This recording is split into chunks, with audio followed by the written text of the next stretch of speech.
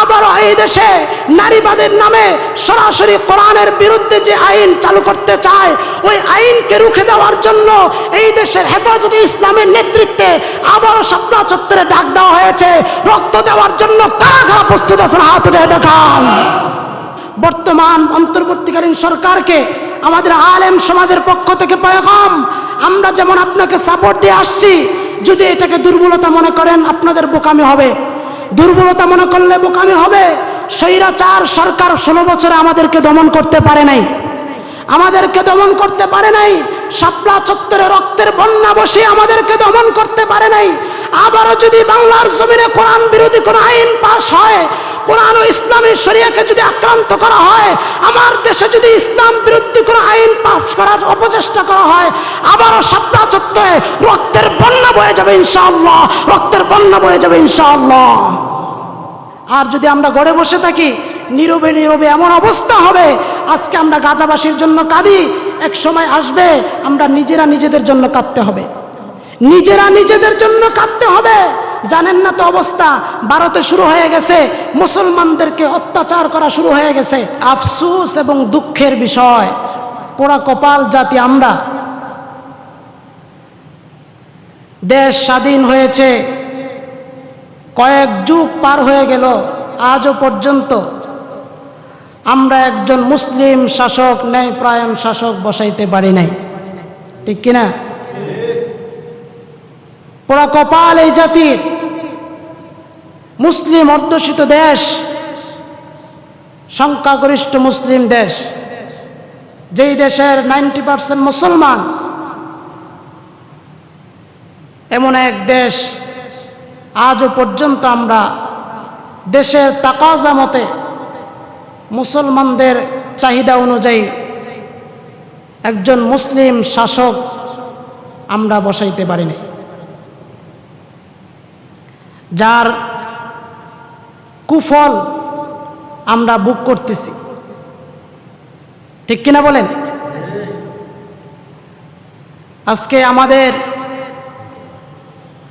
বর্তমান সময়ে যারা সচেতন, ইসলাম এবং ঈমান ও আকীদা নিয়ে যারা সচেতন, যারা চোখ কান নাক খোলা রাখেন, তারা হয়তো জেনেছেন বা জানেন বর্তমান অন্তর্বর্তীকালীন সরকার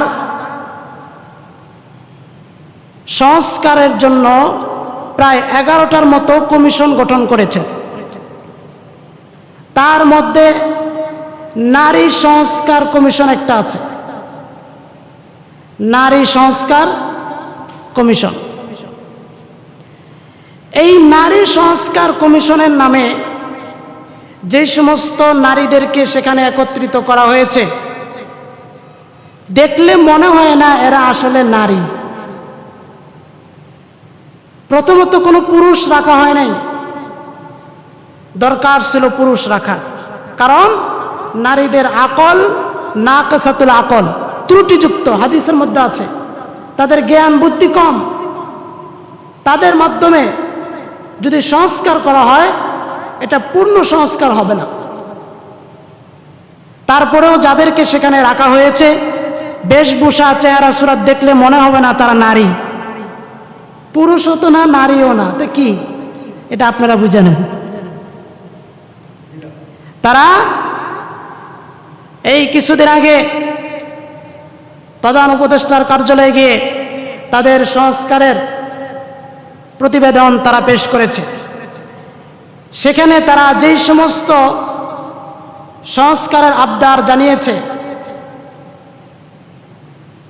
যে সমস্ত বিষয়গুলো তারা উত্থাপন করেছে, প্রায় সবকটাই ইসলাম এবং শরিয়া বিরোধী।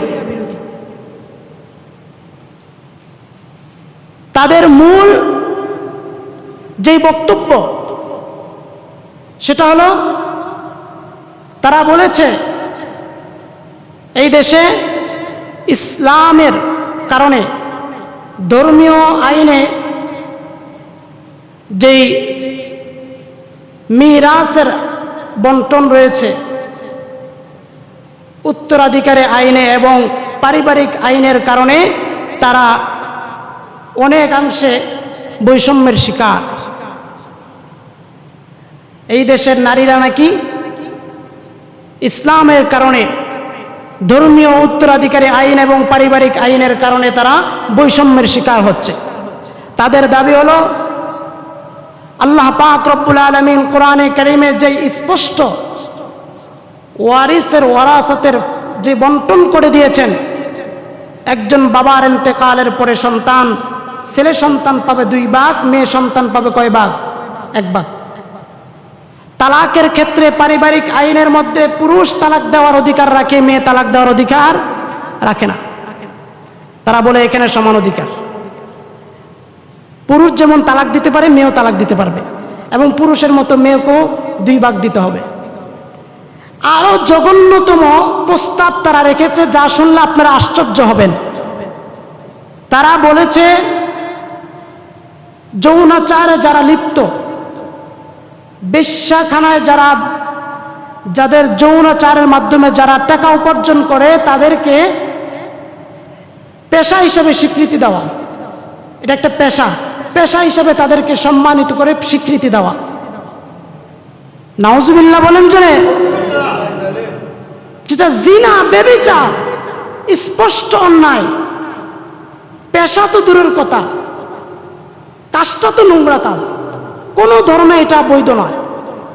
প্রত্যেকটা ধর্মে বিবাহ আছে, বিবাহের মাধ্যমে একটা ছেলে এবং মেয়েকে তাদেরকে পবিত্র করে দেওয়া হয়, তাদের মিলনকে পবিত্র করে দেওয়া হয়। কোন ধর্ম আছে যে ধর্মে বিবাহ নাই? সব ধর্মেই এই সমস্ত কাজ গৃহীত। আর আমার দেশে, যেই দেশে মুসলমান বাস করে, যেই দেশের 100 মধ্যে 90% মুসলমান, এমন একটা দেশে বসে তারা এমন দুঃসাহস দেখিয়েছে যা ইতিপূর্বে স্বৈরাচারের আমলও করতে পারেনি।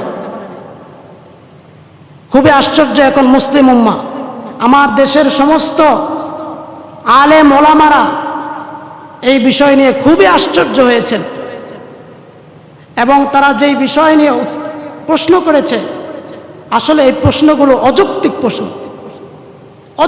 প্রশ্ন। প্রথমে তারা যে বিষয়টা উল্লেখ করেছে সেটা হলো, ইসলামে ধর্মীয়ভাবে যেই উত্তরাধিকারী আইন দেওয়া হয়েছে, একজন পুরুষ পাবে 2 ভাগ আর একজন নারী পাবে হলো 1 ভাগ। এখানে নাকি তারা বৈষম্যের শিকার হয়েছে। সমান অধিকার, আরে সমান অধিকার পৃথিবীর কোন ক্ষেত্রে আছে? একজন প্রধানমন্ত্রীর যেই বেতন ভাতা আছে, একজন পিয়ন, খাদেম, চাকর, তার কি 1 বেতন, 1 ভাতা? এখানে সমান অধিকার গেল কই? একজন রিক্সা চালকের ভাতা, বেতন, ভাড়া আর একজন প্রাইভেট কার চালকের ভাড়া 1? বাস ভাড়া আর বিমান ভাড়া কি 1? কষ্ট কোনটা বেশি? রিক্সা চালানো, বাস চালানো কষ্ট বেশি, সেখানে ভাড়া বেশি হওয়া দরকার। তো এখানে সমান অধিকার গেল কই? পৃথিবীর কোন ক্ষেত্রে সমান অধিকার আছে? কোন ক্ষেত্রে সমান অধিকার নেই। সম্ভব না, এটা কোনোদিনও সম্ভব না।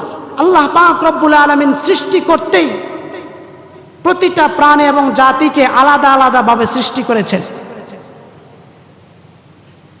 সহজে বুঝবেন, ইসলাম কোথাও সমান অধিকারের কথা বলে না, ইসলাম বলে ন্যায্য অধিকারের কথা।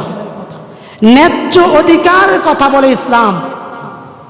যার যে অধিকার ন্যায্য প্রাপ্য তার কাছে দেওয়া। সমান অধিকার প্রতিষ্ঠা করা সম্ভব নয়। মিরাসের ক্ষেত্রে ইসলাম তাকে ন্যায্য অধিকার দিয়েছে। একজন মাদ্রাসার প্রিন্সিপাল তার বোর্ডিং চালাবার জন্য, বাজারের জন্য বোর্ডিং ম্যানেজারকে বাজারে পাঠাইল। বড় একটা বাজারের লিস্টি তার হাতে ধরে দিল আর 5,000 টাকা তাকে দিল। এই বাজারগুলো নিয়ে বাজার করে নিয়ে আসেন।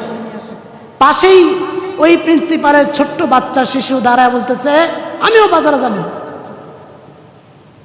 তখন বাবা বলতে, ঠিক আছে তুমিও যাও বাজারে, সমস্যা কি? সে মুসরামুসরি করতেছে। বাবা হিসেবে ছেলের মেজাজ বুঝে, ছেলেকে তখন কসকসে পকেট থেকে 100 টাকার একটা নোট দিয়া বলছে, ঠিক আছে এবার যাও। তারপরেও তার মুসরামুসরি থামে না, সে না যাব না। এইবার বাবা তাকে প্রশ্ন করে, যাবে না কেন, তোমাকে এত সুন্দর একটা কসকসে নোট দিলাম। বলে, তুমি আরে 5,000 টাকা দিছো আর আমার 100 টাকা দিছো, আমি যেমন আমারও 5,000 টাকা দিতে হইব, সমান অধিকার। তা বলুন তো দেখি, এখানে সমান অধিকার দাবি করা কোনো বুদ্ধিমানের দাবি না শিশুসুলভ দাবি? শিশুসুলভ দাবি। কারণ খরচের ক্ষেত্রে বাজার করার পরে 5,000 টাকা যে দিছে, বাজার করে দেখা যাবে তার কাছে 1 টাকাও থাকবে না, আর তারে দিছে 100 টাকা মজা খাওয়ার জন্য। 50 টাকা মজা খাইলে 50 টাকা, বাকি 50 টাকা তার পকেটে থাকবে। লাভ হয়েছে কার? তার কোনো বাজার আছে? তার কোনো খরচ আছে? কোনো খরচ নাই। আরো স্পষ্ট বুঝেন, বাবার 2 সন্তান, ছেলে এবং মেয়ে মামুর বাড়ি বেড়াইতে যাইব। বাবা করছে কি, দুজনকে পাঠাইছে মামুর বাড়ি একসাথে বেড়াবার জন্য। ছেলেকে দিছে 100 টাকা, মেয়েকে দিছে 50 টাকা। মেয়ে বলতেছে, আমি কি দোষ করছি, আমারে 50 টাকা কেন দিল, আমারে 100 টাকা দিতে হইব, সমান অধিকার।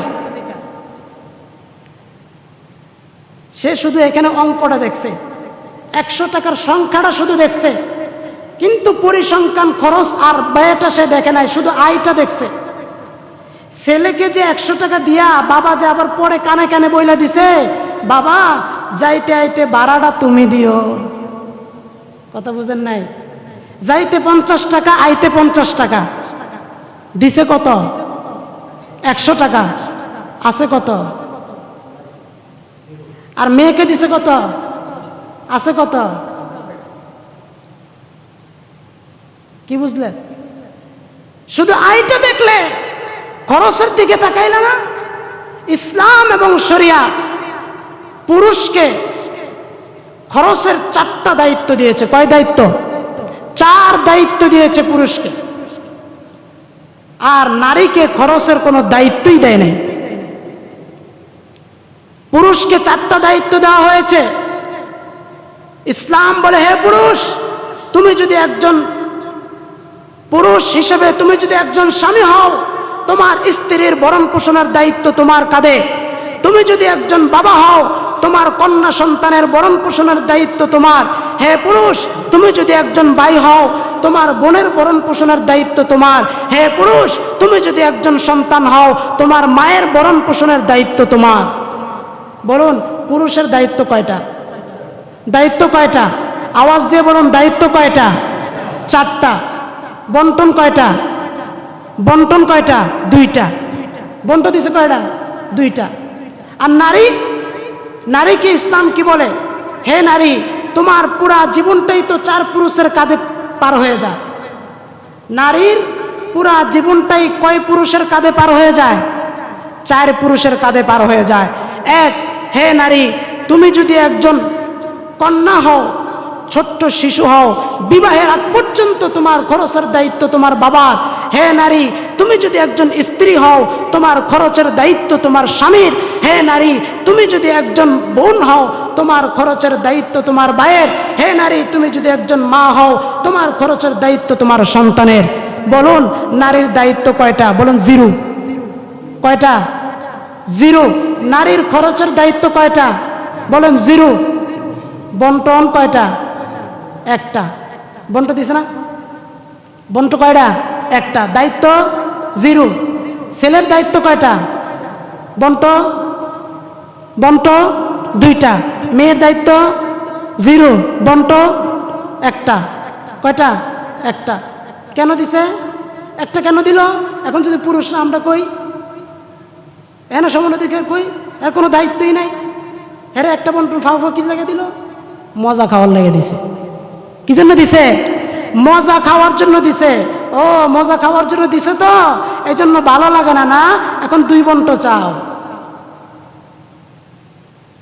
ইসলাম যেই নারীদেরকে যে অধিকার দিয়েছে, মনে রাখবেন, পৃথিবীর কোন ধর্ম, কোন তন্ত্র মন্ত্র নারীকে এই অধিকার দিতে পারে নাই, পারবেও না ইনশাআল্লাহ।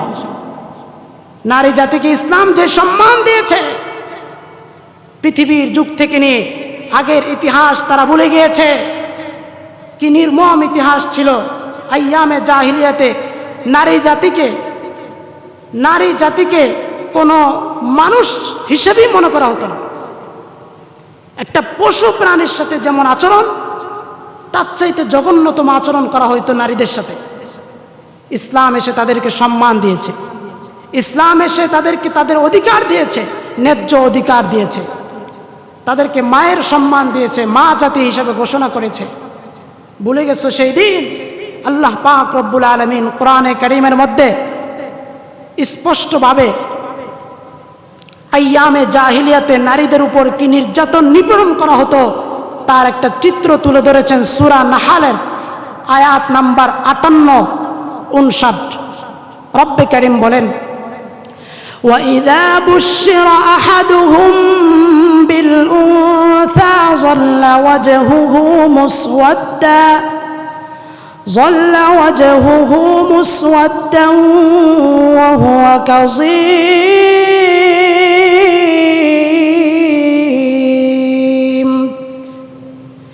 يَتَوَارَىٰ مِنَ الْقَوْمِ مِن سُوءِ مَا بُشِّرَ بِهِ أَيُمْسِكُهُ عَلَىٰ هُونٍ أَمْ يَدُسُّهُ فِي التُّرَابِ أَلَا سَاءَ مَا يَحْكُمُونَ।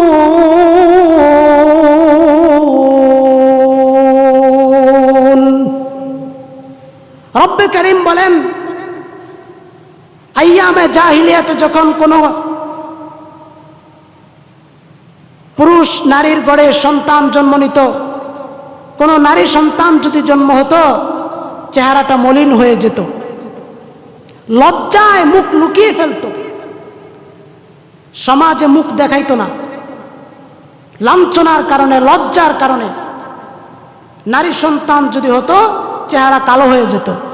আর তারা ভাবতো, চিন্তা করত যে সামনে দুইটা অপশন আছে, হয়তো তাকে এই লাঞ্ছনা হেনতা সহ্য করে তাকে বাঁচার অধিকার দিবে, নয়তো তাকে মাটির সাথে পুঁতে ফেলবে, মাটির নিচে পুঁতে ফেলবে, জ্যান্ত মাটিতে পুঁতে ফেলবে। আলা সাআ মা ইয়াহকুমুন, শুনে রাখো তাদের ফয়সালা ছিল খুবই নিকৃষ্ট। তারা তাদের কন্যা সন্তানকে জীবিত মাটিতে পুঁতে ফেলত, জীবিত কবর দিত আইয়ামে জাহিলিয়াতে। ভুলে গেছো সেই দিন? ইসলাম নারীকে সম্মান দিয়েছে, ইসলাম নারীর সাথে যে অত্যাচার করেছে আগে তা বন্ধ করেছে ইসলাম। কি অন্যায় অবিচার তাদের উপরে ছিল, করা হতো, তার একটা ঘটনা আমি আপনাদের সামনে উল্লেখ করি। রাসূলুল্লাহর কাছে বনু তামিমের একজন ব্যক্তি ইসলাম ধর্ম গ্রহণ করেছে। ইসলাম ধর্ম গ্রহণ করার পরে ওই ব্যক্তিটা শুধু কান্নাকাটি করতেছে, অস্থিরতা।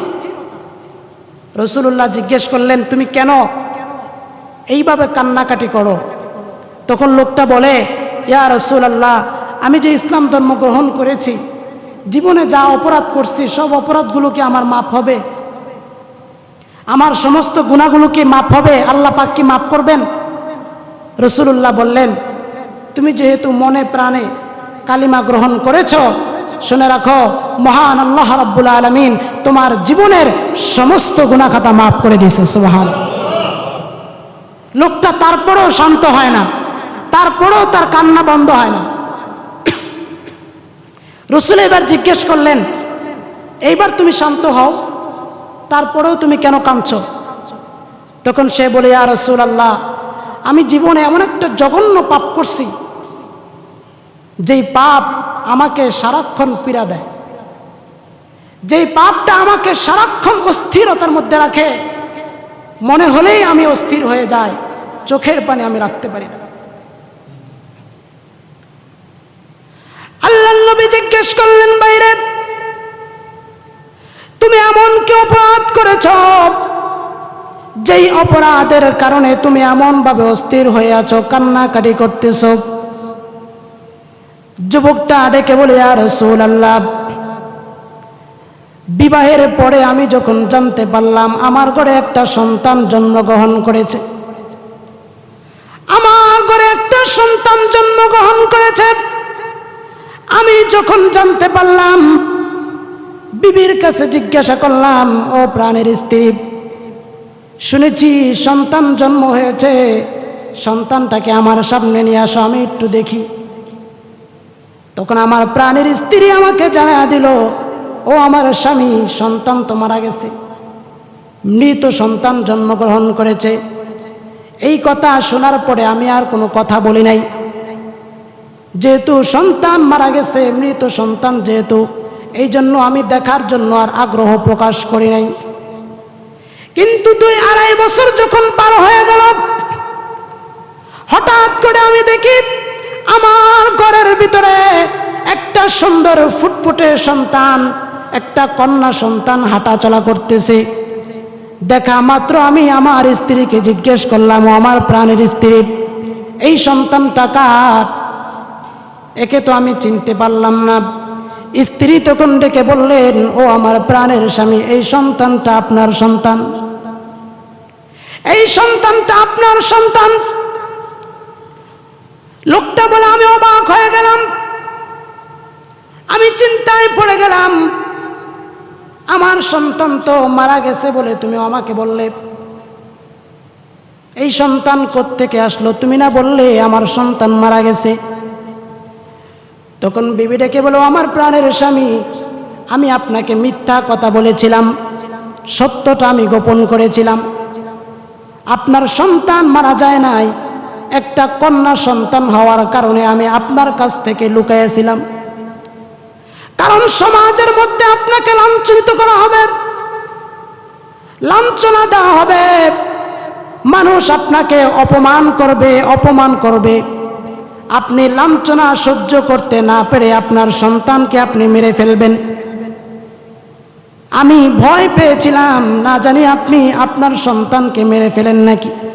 মা হিসাবে আমি সহ্য করতে পারবো না, এই জন্য আমি আপনাকে মিথ্যা কথা বলে আমার সন্তানকে আমার আত্মীয়ের বাড়িতে পাঠিয়ে দিয়েছি। সেখানে লালন পালন করে মোটামুটি যখন একটু বয়স হয়ে গেছে, যখন কথা বলতে পারে, বাবাকে যখন বাবা বলে ডাকতে পারে, মাকে যখন মা বলে ডাকতে পারে, সন্তান যখন বাবাকে বাবা বলে ডাক দেয়, মাকে যখন মা বলে ডাক দেয়, তখন কিন্তু মায়াটা বেড়ে যায়। কথা কোন ঠিক কিনা? সন্তান যখন মাকে মা বলে ডাক দেয়, বাবাকে বাবা বলে ডাক দেয়, তখন সন্তানের প্রতি বাবা মায়ের মায়াটা আগের চাইতে দ্বিগুণ বেড়ে যায়। তখন সন্তানের দিকে মায়া পড়ে যায়, সন্তানের দিকে তাকাইলেও ভালো লাগে। মা বাবা ডাক শোনার জন্য মা বাবা সবসময় অস্থির হয়ে থাকে। এই জন্য আমি চিন্তা করলাম, এখন আমি আমার বাড়িতে নিয়ে আসি, আপনি এখন আর তাকে মারতে পারবেন না।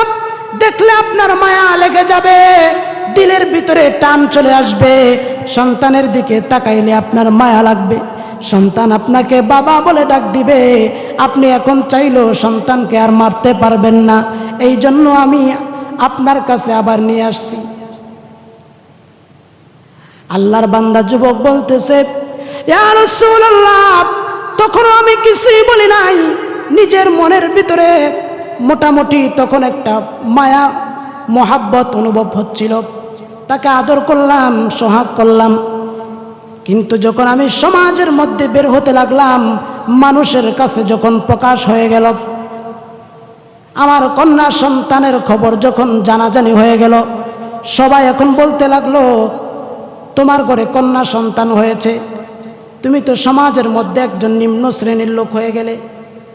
সমাজের লোকেরা আমাকে লাঞ্ছনা দিতে লাগলো, অপমান করতে লাগলো, আমাকে বিভিন্ন ধরনের গালমন্দ কথা আমাকে বলতে লাগলো। আমি এগুলো সহ্য করতেছি। এক পর্যায়ে আমার দিলের ভিতরে চিন্তা চলে আসলো, ভাবতে লাগলাম, আমি যতই আদর করি না কেন, যতই অর্থ খরচ করি না কেন, এই সন্তান তো আমার কাছে থাকবে না, সময় হলে তাকে বিয়ে দিতে হবে, বাবার বাড়ি ছেড়ে তার স্বামীর বাড়িতে চলে যাবে, স্বামীর খেদমত করবে, শ্বশুর শাশুড়ির খেদমত করবে, আমার তো খেদমত সে করতে পারবে না, পরের বাড়িতে গিয়া কাজ করবে। সুতরাং আমি তাকে এত কষ্ট করে লালন পালন করে কি লাভ হবে, এত লাঞ্ছনা সহ্য করে কি লাভ হবে, সে তো পরের বাড়িতে কাজ করবে।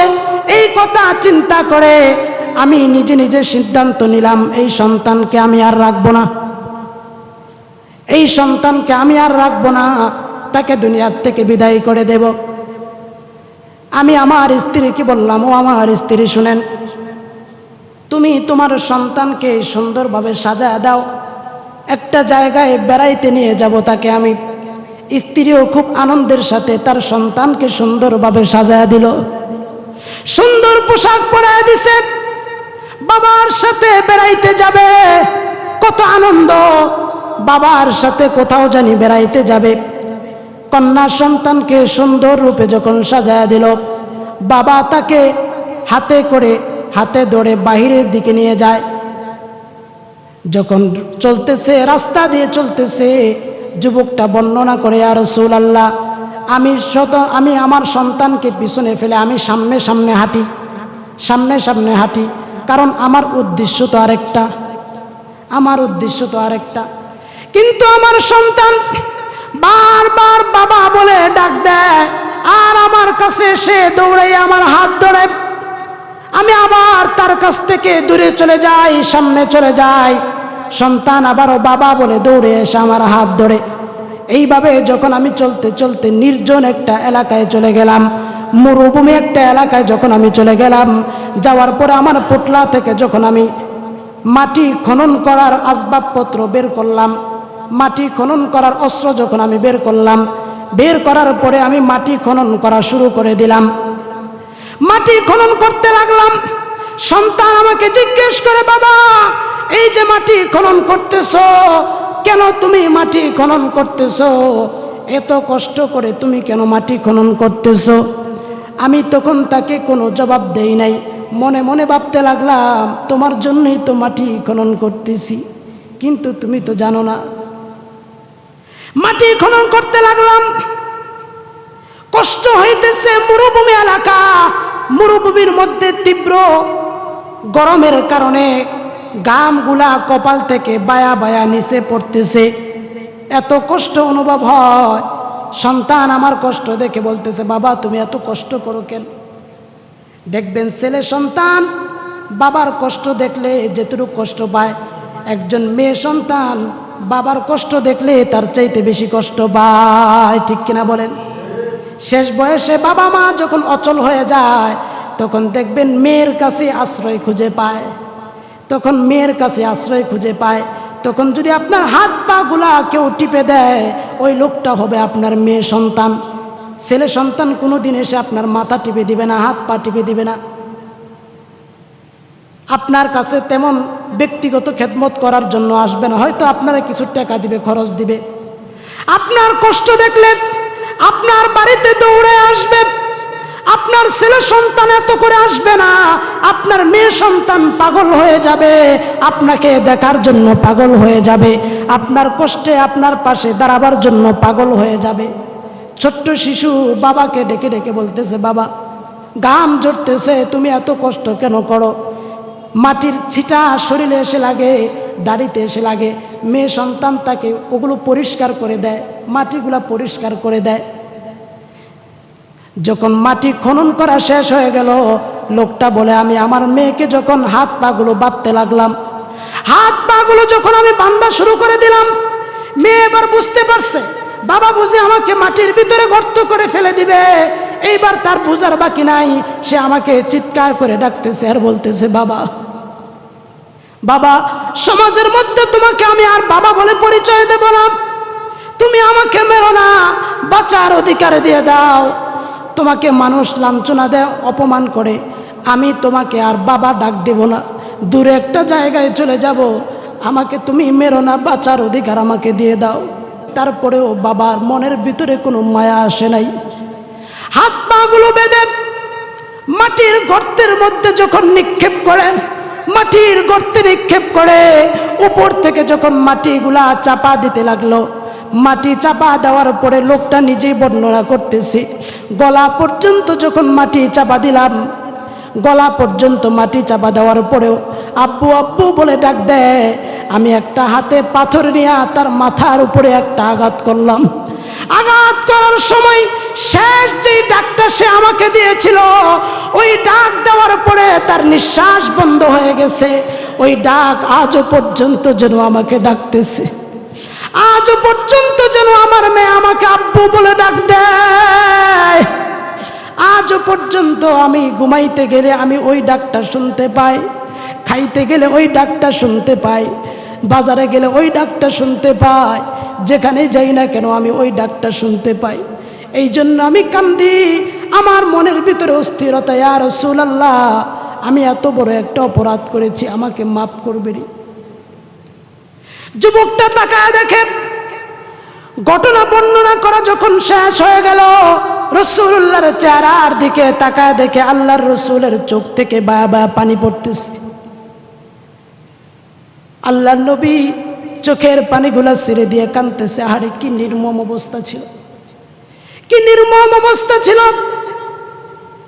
একটা সন্তান কত কষ্ট করে তাকে মাটি চাপা দিয়ে, জ্যান্ত মাটি চাপা দিয়ে মেরে ফেলা হতো। একটা পরিবার মেয়ে সন্তানকে কতটাই লাঞ্ছনা, কতটাই লাঞ্ছিত অপমানিত করত। আজকে তুমি ইসলাম পাওয়ার পরে সম্মান পেয়েছো, তারপরেও বুঝি তুমি সম্মান সম্পূর্ণ তোমার হয় নাই। ইসলাম নারীকে যেই সম্মান দিয়েছে, রাসূল আসার পরে ঘোষণা করে দিয়েছেন, ও বাবারা শুনে রাখো, কারো ঘরে যদি 3টা কন্যা সন্তান জন্ম হয়, হযরতে আবু হুরায়রা রাদিয়াল্লাহু তাআলা আনহু থেকে বর্ণনা, কারো ঘরে যদি 3টা সন্তান জন্ম হয়, আল্লাহর নবী বলেন ওই বাবা যদি তার সন্তানগুলারে সুন্দরভাবে লালন পালন করে, ধৈর্য ধারণ করে এবং নিজেকে কষ্ট না পায়, ছেলে সন্তানের উপরে প্রাধান্য না দেয়, সাবালক হওয়া পর্যন্ত তার ভরণ পোষণের দায়িত্ব গ্রহণ করবে, তাকে সুশিক্ষা দিবে, এই 3টা কন্যা সন্তানকে যদি সে সুন্দরভাবে লালন করে, আল্লাহ পাক রব্বুল আলামিন পরকালের জীবনে তাকে এই সন্তানের কারণে জান্নাতের ফয়সালা করে দিবে। সাহাবী জিজ্ঞেস করলেন, ইয়া রাসূলুল্লাহ তাহলে যদি 2জন সন্তান হয়, 2জন কন্যা সন্তান যদি হয়, তাহলে কি জান্নাত পাওয়া যাবে? রাসূল বললেন 2জন কন্যা সন্তান হলো আল্লাহ পাক তাকে জান্নাত দিবে। সাহাবী আবার জিজ্ঞেস করলেন, ইয়া রাসূলুল্লাহ যদি 1জন কন্যা সন্তান হয় তাহলে কি জান্নাত পাওয়া যাবে? রাসূল বললেন 1জন কন্যা সন্তান হলেও যদি সে সন্তুষ্ট থাকে, ছেলে সন্তানের চাইতে যদি প্রাধান্য দেয়, আল্লাহ পাক তাকেও জান্নাতে প্রবেশ করিয়ে দিবে। মেয়ে সন্তানকে ছেলে সন্তানের উপরে প্রাধান্য দেয়, ছেলেকে প্রাধান্য দেয় না। আমাদের সমাজের মধ্যে দেখবেন অনেকে আছে, বাজার থেকে যখন খাবার নিয়ে আসে, মজা নিয়ে আসে, চকলেট নিয়ে আসে, ছেলে আছে মেয়ে আছে, ছেলের হাতে আগে দেয়, মেয়ের হাতে পরে দেয়। বাজার থেকে আসার পরে, বাহির থেকে আসার পরে ছেলের আগে ডাক দেয়, আব্বু এদিকে আসো। মেয়েরে ডাক দেয় না, কারণ ছেলে কামাই করে খাওয়াইবো হেরে, আর মেয়ে তো কামাই করে খাওয়াইবো না, আরো খরচ। মনে রাখবেন, আপনি যদি ছেলেকে প্রাধান্য দেন তাহলে নবীর দেওয়া ভবিষ্যৎ আপনি পাবেন না। কন্যা সন্তান জন্ম হওয়ার পরে যদি আপনি তাকে ছেলের চাইতে প্রাধান্য দেন, ছেলে সন্তানের চাইতে যদি কন্যা সন্তানকে আদর করেন, প্রাধান্য দেন, কাল কিয়ামতের ময়দানে আমার নবী যেমন কন্যা সন্তানের বাবা ছিলেন, আপনিও কাল কিয়ামতের ময়দানে নবীর সাথে আপনার হাসর হয়ে যাবে। হযরত আনাস রাদিয়াল্লাহু তাআলা আনহু বলেন, রাসূলুল্লাহ সাল্লাল্লাহু আলাইহি ওয়াসাল্লাম বলেন, যার ঘরে 2টা কন্যা সন্তান জন্ম নেবে, 2টা কন্যা সন্তান যার ঘরে জন্ম নেবে, ওই বাবা যদি তাকে ভালো করে লালন পালন করে, তাদের উপরে সন্তুষ্ট থাকে, খুশি থাকে, মন বেজার না হয় এবং সাবালক হওয়া পর্যন্ত তাদের দায়িত্ব বহন করে, আল্লাহর নবী বলেন ওই বাবা কিয়ামতের ময়দানে জান্নাতের মধ্যে আমি নবীর সাথে এই যে 2টা আঙ্গুল যেমন একত্রিত হয়ে আছে, ওই বাবা আর আমি জান্নাতের মধ্যে এমন একত্রিত থাকব। নবীজি 2টা আঙ্গুল উঁচু করে দেখায় দিয়েছেন, 2 আঙ্গুল যেমন একত্রে থাকে পাশাপাশি, 2টা আঙ্গুল যেমন পাশাপাশি, ওই মেয়ের বাবা এবং আমি নবী জান্নাতের মধ্যে এমন পাশাপাশি থাকবো। আরে আওয়াজ দিয়ে বলেন না সুবহানাল্লাহ। ইসলাম নারীকে কতটা সম্মান দিয়েছে, ভুলে গেছো সেই দিন ইসলাম নারীকে তার পূর্ণ অধিকার দিয়েছে। আজকে তারা ওই পশ্চিমা কালচার দেখে, পশ্চিমাদের রীতিনীতি এগুলো দেখে মজা লাগে, মনে করে মজা। তারা নিজেরাই ভুগতেছে। আজকে আমাদের ঐতিহ্য যে ইসলামী শরিয়া ভিত্তিক পারিবারিক ব্যবস্থা, পারিবারিক বন্ধন, এটাকে ভেঙে তারা নিজস্ব নীতিমালা, নিজস্ব ব্যবস্থা চালু করেছে। এতে তাদের পরিবার ভেঙে খান খান হয়ে গেছে, শান্তি নাই। আমাদের দেশে পারিবারিকভাবে যে শান্তি, এটা পশ্চিমা দেশগুলোতে নাই। তো লক্ষ্য করে দেখবেন, বাবা মা ছেলে সন্তানের কোনো খবর নাই, এক একজন এক এক দিকে ছড়ানো ছিটানো, কোনো বন্ধন নাই। আমাদের দেশে যেমন খালা মামু ভাই বোন একটা বন্ধন আছে, এগুলো নাই। এখন আমার দেশেও এই ষড়যন্ত্র শুরু হয়ে গেছে, আমার দেশে এই ষড়যন্ত্র শুরু হয়ে গেছে। এগুলো ভালো লাগে না।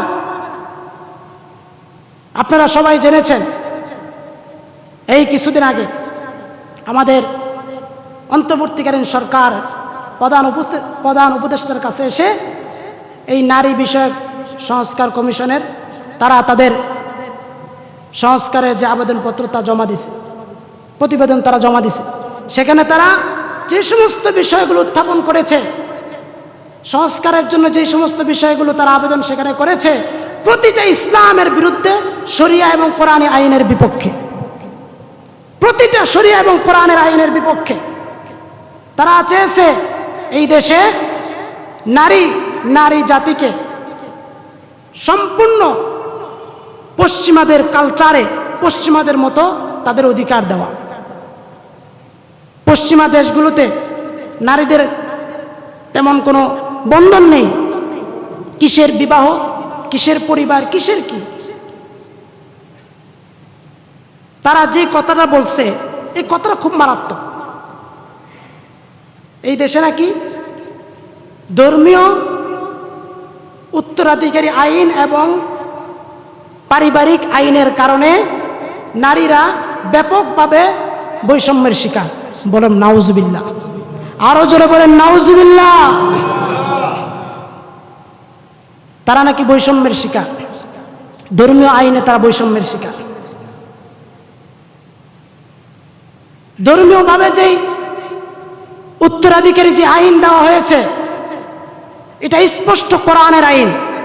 ওয়ালিয-যাকারি মিসলু হাজ্জিল উনসায়াইন, আল্লাহ পাক রব্বুল আলামিন কোরআনে কারীমের মধ্যে স্পষ্টভাবে ওয়ারিসের বন্টন করে দিয়েছেন।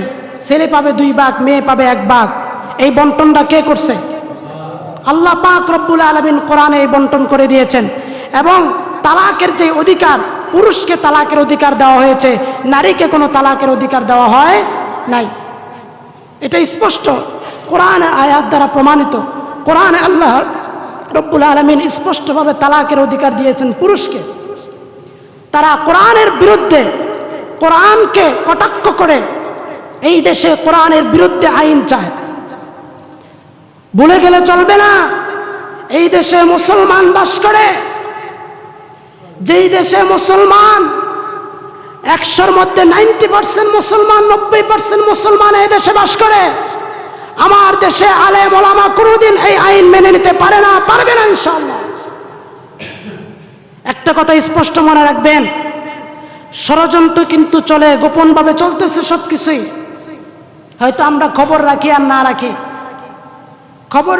না রাখি, মুসলমান ঘুমাইলে চলবে না। পুরা পৃথিবীতেই মুসলমানদের বিরুদ্ধে, ইসলামী শরিয়ার বিরুদ্ধে ষড়যন্ত্র চলতেছে।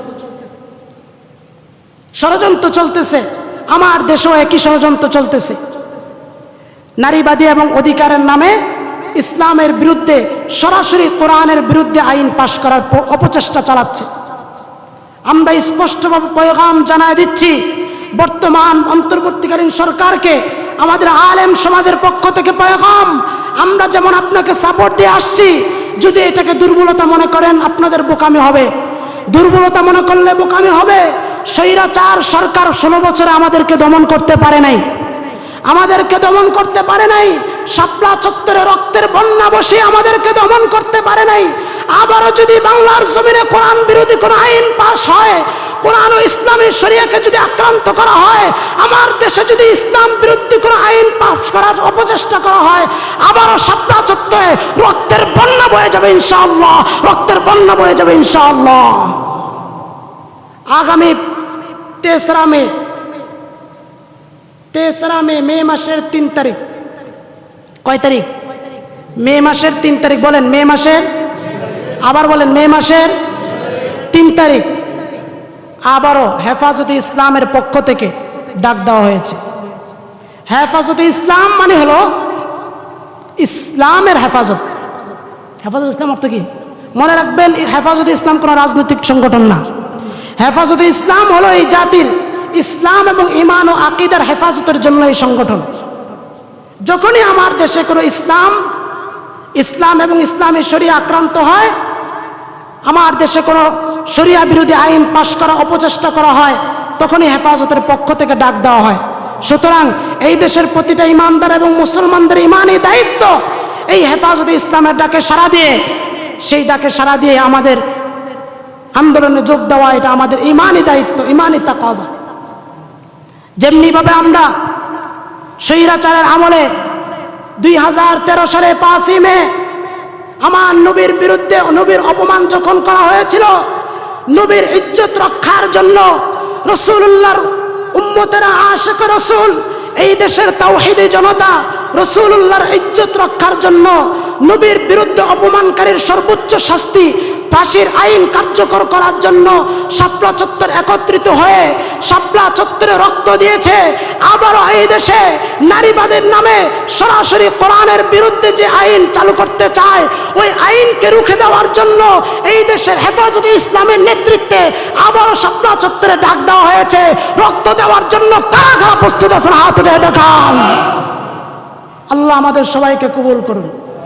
জোরে বলেন আমিন। আরো জোরে বলেন আমিন। যার যার ব্যক্তিগত দায়িত্বে আপনারা যাবেন। দেখায় দিতে হবে, এই দেশে যতই চেষ্টা করো না কেন, যাই সংস্কার করো না কেন, ইসলাম বিরোধী সংস্কার করতে পারবে না, শরিয়া বিরোধী সংস্কার করতে পারবে না, কোরআন বিরোধী সংস্কার করতে পারবে না। যত সংস্কার করতে মন চায়, ইসলাম এবং শরিয়ার সাথে সামঞ্জস্য রেখে করতে হবে। ইসলাম এবং শরিয়াকে বাদ দিয়া সংস্কার করবা, সেই সংস্কার আমরা মানি না। এটা আমাদের স্পষ্ট বার্তা পৌঁছে দিতে হবে।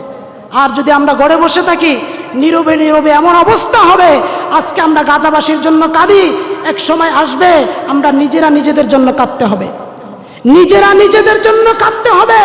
জানেন না তো অবস্থা ভারতে শুরু হয়ে গেছে, মুসলমানদেরকে অত্যাচার করা শুরু হয়ে গেছে। ভারতের মধ্যে এই কিছুদিন আগে ওয়াকফ আইন নামে তারা যত মসজিদ মাদ্রাসার যত ওয়াকফের সম্পদ আছে, যেমন এই মসজিদের যে সম্পদ, এর ওয়াকফের সম্পদ আল্লাহ রাস্তায় ওয়াকফ করে দেওয়া হয়েছে। এটা কারো মালিকানায় নাই, আছে কারো মালিকানা? দাবি করলেও হবে না। এইভাবে সারা বাংলাদেশে যত মসজিদ মাদ্রাসা আছে সব ওয়াকফ সম্পদ। এগুলো ওয়াকফ সম্পদ, এগুলো কোনো সরকারি মালিকানাও নাই, কোনো ব্যক্তি মালিকানাও নাই, এগুলো সম্পূর্ণ আল্লাহ পাকের মালিকানায় চলে গেছে। ঠিক তেমনিভাবে ভারতের মধ্যে যত মাদ্রাসা মসজিদ আছে, যত মন্দির আছে, যা আছে সব এগুলো ওয়াকফের সম্পদ। মন্দির সম্পদে তো আমরা ভাগ বাটোয়ারা বসাই নাই। তারা এখন বলতেছে মসজিদ মাদ্রাসা যত ওয়াকফের সম্পদ আছে এগুলো সব সরকার দখল করবে, সরকারি আইনে নিয়ে আসবে। এগুলোর মধ্যে তারা নিজেদেরও ভাগ বাটোয়ারা বসাইতে চায়। এইভাবে ওই যে বাবরি মসজিদ যেমনি ভাঙছে, এইভাবে সারা ভারতবর্ষের সমস্ত মসজিদগুলোকে ভাঙ্গার একটা গোপন নকশা আঁকতেছে। মসজিদ রাখতে দিবে না। মনে রাখো, এই দেশের, এই এশিয়া মহাদেশের আগের ইতিহাস ভুলে গেছো।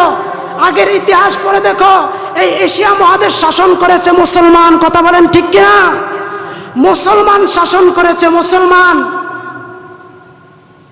মুসলমান শাসন করেছে। ওলামায়ে দেওবন্দ যতদিন থাকবে এই দেশ থেকে ইসলাম মুছে দেওয়া যাবে না। এই জন্য সোচ্চার থাকবেন। যখনই ঈমানের জন্য, ইসলামের জন্য ডাক আসবে, যাবেন। রাজনৈতিক ক্ষেত্রে আপনাদের দ্বিধাদ্বন্দ্ব থাকতে পারে। কেউ বা জামাত করেন, কেউ বা বিএনপি করেন, কেউ আওয়ামী লীগ করেন, কেউ জাতীয় পার্টি। এখন আর আওয়ামী লীগ করার প্রশ্ন আসে না।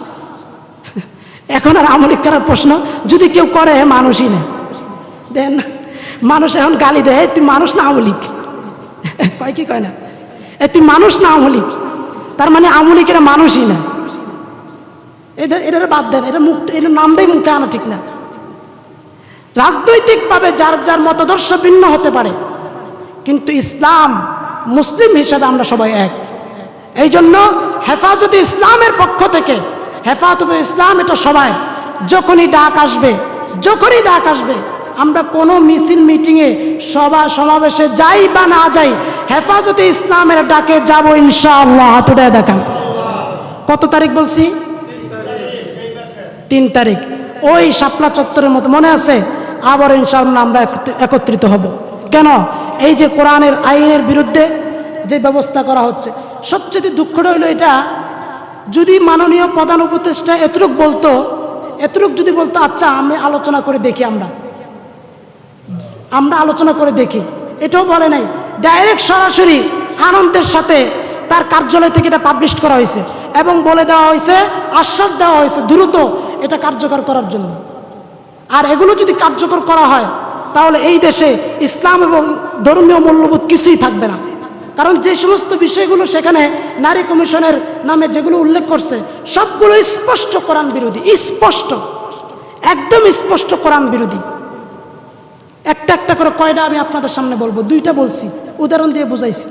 আল্লাহ পাক আমাদের সবাইকে বুঝ দান করুন, সবাইকে হেফাজত করুন।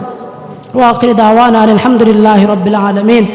সুবহানাল্লাহি ওয়া বিহামদিহি, সুবহানাকাল্লাহুম্মা ওয়া বিহামদিকা আশহাদু আল্লা ইলাহা ইল্লা আনতা আস্তাগফিরুকা ওয়া আতুবু ইলাইক।